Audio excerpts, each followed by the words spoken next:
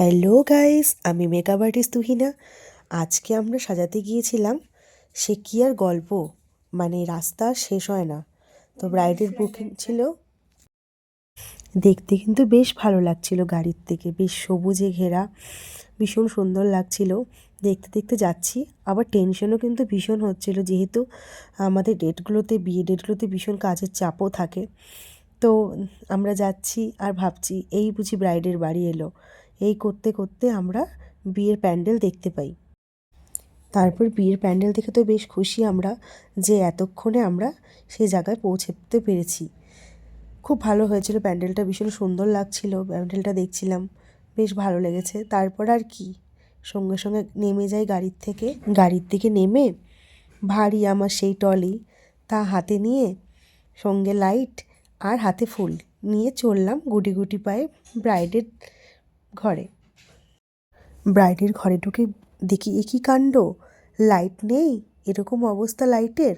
তার মধ্যে দিয়ে শুরু করে দিলাম আমাদের আজকের কাজ।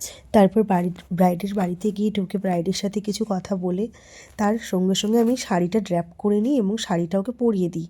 সবচেয়ে বড় ব্যাপার ছিল যে ওখানকার লাইটের অবস্থা ভীষণ খারাপ।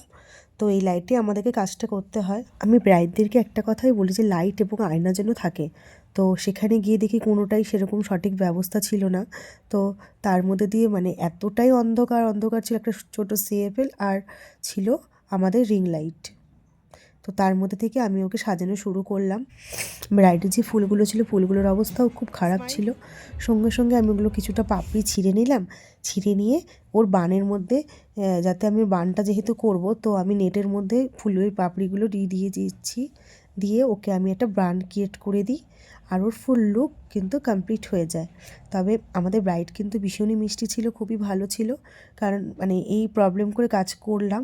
কেমন লাগলো সন্দীপা তোমার? কিন্তু ছিল ভীষণই ভালো ব্রাইড। অ্যাকচুয়ালি ও নিজেও নিজেকে ভালো মতো দেখতে, যতটুকু দেখেছে ততটুকুর উপরে ওর করে রিভিউ দিয়েছে। আশা করি ওর কাছ থেকে একটা ভালো রিভিউ আমরা পাবো। তারপর আমরা ঝটপট বেরিয়ে পড়ি। আজকের মতো এইটুকুই, আসবো আবার নিউ ভিডিও নিয়ে।